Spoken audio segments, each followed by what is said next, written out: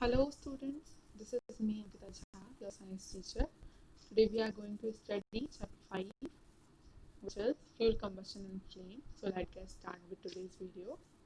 Fuel is the source of energy and to obtain that energy we have to burn the fuel. Means जो fuel होता है वो क्या होता है, सोर्स ऑफ एनर्जी होता है और हमको हीट एनर्जी ऑब्टेन करने के लिए क्या करना पड़ता है, फ्यूल को जलाना पड़ता है. Burning is a process of rapid oxidation. Means जो बर्निंग होती है वो क्या होता है, प्रोसेस होता है of rapid oxidation. Most of the substances are made of carbon and hydrogen. जो ज़्यादा से ज़्यादा substances होते हैं वो किससे मिलकर बने होते हैं, कार्बन से और हाइड्रोजन से. When a substance burns, it produces heat and light. जब कोई भी substance जलता है या फिर burn होता है तो वो क्या produce करता है, heat produce करता है और light produce करता है. All combustible substance cannot be called fuel. लेकिन ऐसा नहीं होता कि हम सारे जितने भी कंबस्टिबल सब्सटेंस होते हैं या फिर जिनमें भी कंबस्टन टेक प्लेस करता है उन सारे सब्सटेंस को हम फ्यूल बोल दें, ऐसा नहीं होता. Fuel are classified fuel can be classified into two ways. मींस हम फ्यूल को दो तरह से क्लासिफाई कर सकते हैं. पहला उनकी फिजिकल प्रॉपर्टी के बेसिस पे या फिर फिजिकल स्टेट के बेसिस पे. सेकंड उनके ऑक्यूरेंस के बेसिस पे. Classification of fuels on the basis of their physical state of fuels. They are generally classified as solid, liquid and gaseous. Means उनका फिजिकल स्टेट कैसा कैसा हो सकता है फ्यूल्स का, या तो सॉलिड हो सकते हैं या लिक्विड हो सकते हैं या गैसियस हो सकते हैं. Solid fuels like wood, animal dung cakes and agricultural waste together contribute about 80% of the domestic fuel requirements in rural areas. Means जो rural areas होते हैं, जो देहाती इलाके या फिर जो गांव वाले इलाके होते हैं, वहाँ पे क्या 80% ऑफ डोमेस्टिक रिक्वायरमेंट या फिर जितने भी फ्यूल की नीड होती है वो किससे फुलफिल हो जाती है, जो एग्रीकल्चरल वेस्ट होता है उससे, या फिर जो काउ डंग केक्स होते हैं या फिर एनिमल डंग केक्स हम बोल लें उनसे, या फिर वुड लकड़ी वगैरह से. इनसे उनकी नीड फुलफिल हो सकती है और मतलब हो जाती है. और जो liquid fuels and gaseous fuel होते हैं वो कहाँ पे जनरली प्रेफर हम करते हैं, डोमेस्टिक एंड इंडस्ट्रियल पर्पस के लिए. केरोसिन ऑयल जो होता है वो क्या होता है, सबसे ज़्यादा पॉपुलर लिक्विड फ्यूल होता है. Care should be taken so the complete combustion take place. Mean जो फ्यूल्स होते हैं उसमें हमको ये ध्यान देना पड़ता है या फिर ये टेक केयर करनी पड़ती है कि जो कंबशन है वो पूरी तरीके से टेक प्लेस करे. इनकी incomplete combustion result in wastage of fuel and atmospheric pollution. Means अगर कंबशन पूरी तरीके से नहीं टेक प्लेस करेगा, इनकम्प्लीट कंबशन होगा तो क्या होगा, हमारे एटमॉस्फेयर में पॉल्यूशन प्रोड्यूस होगा और फ्यूल का भी वेस्टेज होगा. The fuel produced from the remains of the plants and animals buried in the earth millions of years ago are known as the fossil fuels. Means जो ऐसे fuels या फिर ऐसे कहते हैं फ्यूल्स जो इस तरीके से प्रोड्यूस होते हैं जैसे कि कोई भी प्लांट हैं, एनिमल्स हैं, इनके रिमेन्स हुए या फिर ये खुद जब मिलियंस ऑफ ईयर्स अगो अर्थ की सतह पर दब जाते हैं या फिर जो क्या है ज़मीन के अंदर दब जाते हैं और फिर बाद में जब ये मिलते हैं तो उसमें मिलते हैं फॉसिल फ्यूल्स के रूप में ये हमको मिलते हैं बाद में. मतलब मिलियंस ऑफ ईयर लग जाते हैं इस प्रोसेस को प्रोड्यूस होने में और जो हमको फ्यूल मिलता है इससे वो क्या होता है, फॉसिल फ्यूल हम उसको बोलते हैं. These fuels produce large amount of energy on burning. Means ऐसे फ्यूल्स जो फॉसिल फ्यूल्स होते हैं उनको जब जलाया जाता है तो क्या होता है, large amount of energy produce होती है. Coal, petroleum, natural gases are fossil fuels. Example हमको दिया हुआ है फॉसिल फ्यूल्स का क्या क्या होता है, कोल होता है, पेट्रोलियम, नेचुरल गैस, ये सब क्या है, फॉसिल फ्यूल्स हैं. अब हम calorific value of fossil fuels fossil fuels नहीं, ओनली फ्यूल्स, हम फ्यूल्स की कैलोरीफिक वैल्यू हम देखेंगे. The amount of heat energy produce when 1 kilogram of fuel is completely burned in the presence of pure oxygen is called calorific value of a fuel. Means जब कोई भी heat energy produce होती है, the amount of heat energy, कितनी heat energy produce हो रही है 1 kilogram fuel को प्योर ऑक्सीजन की प्रेजेंस में जब हम बर्न करते हैं, उसमें जितनी भी amount of heat energy produce होती है उसको हम क्या बोलते हैं, calorific value of fuel. Particular fuel की कैलोरीफिक वैल्यू क्या होती है, जब किसी भी फ्यूल को 1 किलोग्राम अमाउंट में हम प्योर ऑक्सीजन के प्रेजेंस में उसको बर्न करें तो जो हीट एनर्जी प्रोड्यूस होगी उसको हम बोलेंगे calorific value. Remember this is an important term. It is usually expressed in unit of kilojoule per gram, that is KJ per gram. The calorific value of common solid, liquid and gaseous fuel are given below. नीचे आपको table दिया हुआ है जिसमें chart में सारे names of fuels दिए हुए हैं. अलग अलग तरह के इसमें फ्यूल्स हैं, डिफरेंट टाइप्स ऑफ फ्यूल्स, इनकी स्टेट दी हुई है, वो किस फॉर्म में है, सॉलिड में है, लिक्विड है, गैसियस फॉर्म में है, और इनकी कैलोरीफिक वैल्यू भी आपको दी हुई है, और सोर्स भी हमको दिया है कि किस तरीके से हमको मिलते हैं, फॉसिल्स के उसमें मिलते हैं, रूप में मिलते हैं, ऑर्गेनिक मैटर के रूप में मिलते हैं, या फिर किसी और भी तरीके से। तो आप इसको पढ़िएगा और लर्न भी कीजिएगा। प्रॉपर्टीज ऑफ स्मोकलेस चूल्हा इन कंपैरिजन विद ट्रेडिशनल चूल्हा हमको दिया हुआ है, समराइज में उसमें दिया हुआ है, आप पिक्चर में देख सकते हैं, हमको दिए हुए हैं इनकी फोटोज, ट्रेडिशनल चूल्हा कैसा दिखता है और स्मोकलेस चूल्हा कैसा दिखता है। तो हम इसकी प्रॉपर्टीज आप पढ़ेंगे या फिर इनका कंपैरिजन पढ़ने वाले हैं। तो स्मोकलेस चूल्हा क्या होता है, इसमें कंबशन कैसा होता है, कंप्लीट कंबशन होता है, जबकि ट्रेडिशनल चूल्हे में ऐसा नहीं होता। उसमें क्या होता है, इनकम्प्लीट कंबशन होता है, वो सिर्फ 3 से 10% ऑफ फ्यूल को यूटिलाइज करता है। स्मोकलेस चूल्हा क्या करता है, इसमें provided with tall chimney, means इसमें एक लंबी सी चिमनी होती है, जबकि ट्रेडिशनल चूल्हा जो होता है उसमें चिमनी कोई नहीं होती है। इसकी एफिशिएंसी ज़्यादा अच्छी होती है, जबकि उसकी एफिशिएंसी कम होती है, 6 to 8% होती है बस। स्मोकलेस चूल्हा जो होता है वो क्या करता है, प्रोडक्ट ऑफ कंबस्शन उसमें से बाहर नहीं आते हैं, जो पर्सन उस पर काम कर रहा होता है उसके कांटेक्ट में नहीं आते, जैसे कि धुआं धुआं है या फिर उसमें अंदर जो फ्यूल बर्न हो रहा है उसके कुछ कुछ पार्टिकल्स बाहर आते हैं, वैसा नहीं होता।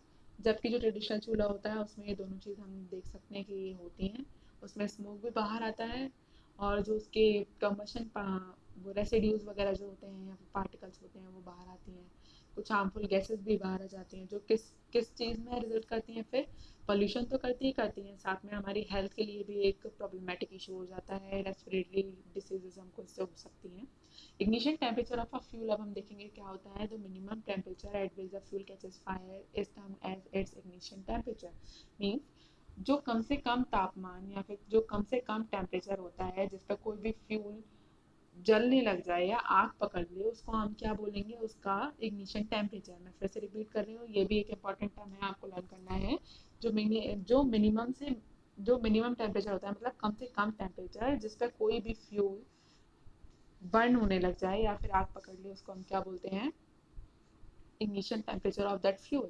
The substance having lower ignition temperature catches fire easily, और जिसका ignition temperature कम होगा वो easily fire catch कर लेता है, ऐसा fuel या फिर ऐसा substance जिसका ignition temperature कम होगा वो क्या करेगा, easily fire catch कर लेगा।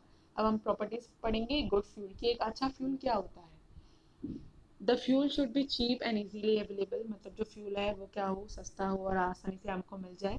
सेकंड, फ्यूल जो है उसको हम इजीली स्टोर कर सकें, इधर उधर ले जाने में या लाने में उसमें कोई दिक्कत ना आए, वो सेफ हो, और उसको मतलब जब हम यूज़ करें या उसका रखें, उसका टेक केयर करें हम स्टोरेज वगैरह में भी, उसमें मतलब उसको हैंडल करने में वो आसान हो, तो वो हम गुड फ्यूल उसको कह सकेंगे। The fuel should have high calorific value, उसकी हाई कैलोरीफिक वैल्यू होनी चाहिए। वो क्या करे, बहुत small amount of residues produce करे, जैसे कि जो जलने के बाद जो भी चीज़ बच जाती है उसको हम रेसिड्यू कहते हैं फ्यूल में, उसके कंबशन के बाद जो भी चीज़ बचेगी उसको हम रेसिड्यू बोलेंगे। जैसे कि ऐश मीन्स राख, राख ही बचती है वैसे तो ज़्यादातर अगर हम देखें तो, उसमें ज़्यादा अगर वो जलने पर क्या ना करे, पोल्यूशन प्रोड्यूस ना करे, उसका इनिशियल टेम्परेचर लो होना चाहिए, पर इतना ज़्यादा लो भी नहीं होना चाहिए कि रूम टेम्परेचर पर वो जल जाए, मतलब रूम टेम्परेचर से उसका थोड़ा ज़्यादा हो लेकिन बहुत ज़्यादा भी ना हो, लो टेम्परेचर उसका मतलब इनिशियल टेम्परेचर होना चाहिए। Fuel should burn at slow rate, मतलब उसके जो कंबशन है वो कंट्रोल कंबशन होना चाहिए और वो स्लो रेट पर बर्न होना चाहिए।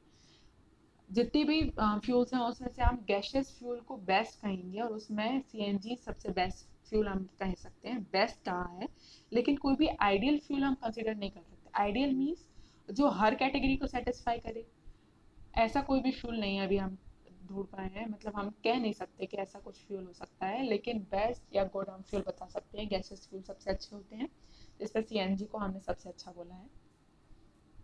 अब हम बात करेंगे फॉसिल फ्यूल्स की। फॉसिल फ्यूल्स क्या होते हैं, the fuels produce from remains of the plant and animals buried under the earth millions year ago are known as fossil fuels. जैसा कि हमने पहले पढ़ा था थोड़ी देर पहले कि क्या होता है फॉसिल फ्यूल्स, हम उनको कहते हैं जो मिलियंस ऑफ ईयर अगो हमको जितने भी मतलब प्लांट या फिर एनिमल्स हैं वो ज़मीन के अंदर अगर दब जाते हैं तो उसके मिलियंस अगो ईयर अगो बाद, मतलब कि मिलियंस ईयर आफ्टर हमको क्या मिलेगा, फॉसिल फ्यूल मिलेगा उस जगह से। They are produce large amount of heat energy on burning, उनको अगर हम बर्न करेंगे तो हमको large amount of heat energy मिलेगी। या फिर एनर्जी मिलेगी। Coal, petroleum and natural gases are the primary fossil fuels. Mean जो कोल, पेट्रोलियम और नेचुरल गैस होते हैं ये क्या होते हैं, प्राइमरी फॉसिल फ्यूल्स होते हैं, मतलब सबसे पहले इजीली हमको मिल जाते हैं। They are the remains of plant and animals and lived millions year ago. मतलब कि ये क्या होते हैं, किसके रिमेन्स होते हैं, किसके अवशेष होते हैं, जो प्लांट्स और एनिमल्स कभी जिंदा रहे होंगे मिलियंस ईयर अगो पहले, उन्हीं के ये रिमेन्स हैं जो हमको फॉसिल फ्यूल्स के रूप में मिलते हैं, जैसे कि कोल, पेट्रोलियम और natural gas. In nature, these resources are limited and can be exhausted by human activities. Nature में ऐसे फॉसिल फ्यूल्स जैसे ये जो मतलब फ्यूल्स हैं ये क्या हैं, ये रिसोर्सेज लिमिटेड हैं, बहुत कमी मात्रा में हैं, और अगर ये ह्यूमन एक्टिविटीज़ मतलब इस तरीके से जैसे आज की ज़िंदगी में चल रही हैं ऐसे चलती नहीं तो एक दिन क्या होंगे, एग्जॉस्ट हो जाएंगे, ख़त्म हो जाएंगे पूरी तरह। This are known as a exhaustible natural resources, और इसलिए इनको हम क्या बोलते हैं, एग्जॉस्टेबल नेचुरल रिसोर्सेज। मीन्स ये ख़त्म होने की टेंडेंसी होती है इनकी, ये इतनी ज़्यादा अमाउंट में नहीं है कि ये हमेशा हमको मिले रहें, ये किसी दिन ख़त्म भी हो सकते हैं। But resources like air, sunlight are unlimited in nature and that can not be exhausted by human activities. लेकिन जैसे कि रिसोर्सेज हैं, एयर हुआ, सनलाइट हुआ, ये क्या है, भरपूर मात्रा में हमारे पास है और ये ख़त्म नहीं होंगे, हम चाहे कितनी भी ह्यूमन एक्टिविटीज़ करें अर्थ पर, ये ख़त्म नहीं होने वाले, ये हमेशा रहेंगे। So they are called inexhaustible natural resources, इसलिए हमको क्या बोला गया है, inexhaustible natural resources. These both terms are also important terms. You have to learn it thoroughly. What are exhaustible natural resources and what are inexhaustible natural resources? Now, coal is one of the earliest used fossil fuel. Means जो कोल क्या है, सबसे पुराना use किया जाने वाला fossil fuel है। It it occurs at very varying depths under the upper crust of earth, मतलब कि ये अर्थ की ऊपरी सतह पर खोदने पर हमको मिलता है, अलग अलग मतलब कितनी भी, कभी कभी तो बहुत ऊपर ही मिल जाएगा, कभी कभी हम इसको थोड़ा नीचे खोदेंगे तब मिलेगा। वेरिंग मीन्स अलग अलग, डेप्थ, डेप्थ मीन्स गहराई, अलग अलग गहराइयों पर हमको ये मिलता है, हर जगह सेम नहीं होती, कभी कभी ज़्यादा भी हो सकता है, कभी कभी कम भी हो सकता है, कभी कभी मीडियम भी हो सकता है। तो अर्थ क्रस्ट पर, ये अपर क्रस्ट पर हमको मिल जाता है इस तरीके से अगर हम डिग करेंगे तो। कोल गैस क्या होती है, coal gas generally contain large amount of methane gas as well as we get it by the destructive distillation of coal. Means जो कोल गैस होती है वो कैसे मिलती है हमको, जो कोल बेड्स होते हैं, मतलब जहाँ पे हमको कोल मिलता है, उनकी खदानें होती हैं, या फिर वो जहाँ पे अवेलेबल होता है, वो ज़्यादातर किससे भरी होती हैं, मीथेन गैस से। और या फिर हम इसको किससे निकाल सकते हैं, जब डिस्टिलेशन प्रोसेस होती है, जिससे हम डिस्ट्रक्टिव डिस्टिलेशन प्रोसेस होती है, जिससे हम कोल को अलग करते हैं, तो उसमें नेचुरल गैस नहीं, कोल गैस उसमें अलग हो जाती है। अगर हम देखें कोल्टार, कोल्टार क्या होता है, ये भी एक सब्सटेंस होता है जो कोल से ही हमको मिलता है। It also obtain by destructive distillation of coal, मतलब जब हम डिस्ट्रक्टिव डिस्टिलेशन ऑफ कोल करते हैं तो हमको कोल्टार भी वहीं से मिलता है।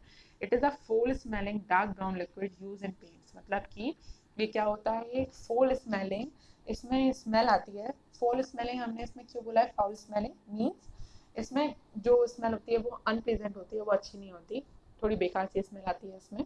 और क्या होता है, डार्क ब्राउन कलर का लिक्विड जैसा होता है ये, जिसको हम किस लिए यूज़ करते हैं, पेंट्स वगैरह में यूज़ करते हैं। Naphthalene balls are also obtain from coal tar, और जो कोल्टार होता है इससे हमको क्या मिलती है, नेथलीन बॉल्स भी मिलती हैं।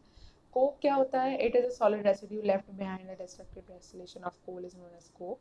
मीन्स जो सॉलिड रेसिड्यू बच जाता है बाद में, जो डिस्ट्रक्टिव डिस्टिलेशन होता है उससे हमको बाकी की दो चीज़ मिल जाती हैं, कोल गैस और कोल्टार। अब जो बाद में बचा हुआ सब्सटेंस होता है, सॉलिड सब्सटेंस, उसको हम क्या बोलते हैं, कोक बोलते हैं। It is a pure form of carbon use in manufacture of steel, ये प्योर फॉर्म ऑफ कार्बन होता है जो किस लिए यूज़ किया जाता है, मैन्युफैक्चर ऑफ स्टील, स्टील बनाने के काम में यूज़ किया जाता है। Coal is a fuel use in industries and power station.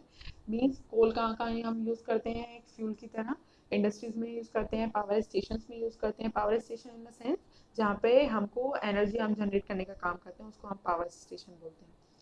Coal fields are found in India at Bokaro and Jharia in Jharkhand and Raniganj in waste Bengal, मतलब कि कोल फील्ड ज़्यादातर हमको कहाँ मिलती हैं इंडिया में, बोकारो में मिलेंगी और झारिया में मिलेंगी, ये जो कि कहाँ है, झारखंड में है। और कहाँ मिलेंगी, रानीगंज इन वेस्ट बंगाल, वेस्ट बंगाल में एक जगह है रानीगंज, वहाँ पर मिलेंगी।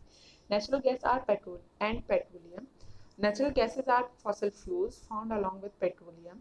The method of formation of natural gas is similar to that of petroleum. ये जो natural gas होती है वो क्या होते हैं, fossil fuels होते हैं जो किसके संग हमको पाए जाते हैं, along with me साथ में पाए जाते हैं पेट्रोलियम गैस के, सॉरी पेट्रोलियम गैस के नहीं, आई एम सॉरी, पेट्रोलियम के.